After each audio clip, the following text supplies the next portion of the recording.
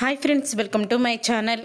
Bank అప్పు మొత్తం కూడా సామంత్ చేత కట్టించి అనామికకి ఊహించని షాక్ ఇచ్చిన కావ్య. అసలు ఇదంతా ఎలా జరగబోతుంది అనేది ఈ వీడియోలో తెలుసుకుందాం. ధాన్యలక్ష్మి కోర్టుకెక్కి ఆస్తి లాక్కోవాలని ప్లాన్ చేయడంతో అప్పుడే కావ్య దానికి తగిన బుద్ధి అయితే చెప్తుంది. కళ్యాణ్ని రప్పించి ఈ ఆస్తి పంచుకోవడానికి వీల్లేదు, నా వాటాని నేను అడగను అని కళ్యాణ్ చేత చెప్పిస్తుంది. అప్పుడే ఇక కళ్యాణ్తో అంటూ ఉంటుంది ధాన్యలక్ష్మి, నీకంటూ ఒక గుర్తింపు ఉండొద్దా, నీకంటూ ఒక ఆస్తిపాస్తులు ఉండొద్దా, ఇప్పటికి ఆటో నడుపుకొని ఉంటున్నావు అని ధాన్యలక్ష్మి అంటూ ఉంటే దీంట్లోనే సంతోషం ఉంది. అయినా అసలు నేను అడగకుండా, నేను తీసుకుంటానో లేదో ఆస్తిని తెలుసుకోకుండా ఆస్తి కోసం నిన్ను ఎవరు పోరాడమన్నారో అని అంటూ ఉంటాడు కళ్యాణ్. ఎక్కడో కాస్త కన్న తల్లి అని ప్రేమ ఉంది, ఆ ప్రేమను కూడా చెడగొట్టుకోకు. ఏంటి నాన్న, నువ్వు నీ భార్య మాటలు విని ఈ ఇంటి పరువు తీయాలని చూస్తున్నావా?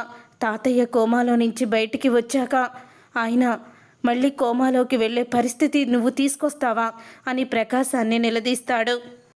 చూడు రుద్రాణి, నా కోడలికి లోనిపోని అన్నీ కూడా చెప్పి ఇంటి పరువుని తీయాలని చూస్తే నేను ఈసారి నా భర్త ఇచ్చిన మాటని తప్పాల్సి వస్తుంది.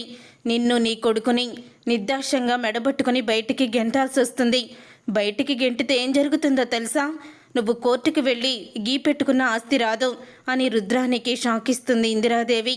తర్వాత ఇక అనామికకి ఒక ప్రాజెక్ట్ అయితే వస్తుంది. అప్పుడే ఇక ప్రాజెక్టు వచ్చిందని చాలా ఆనందపడుతూ ఉంటుంది.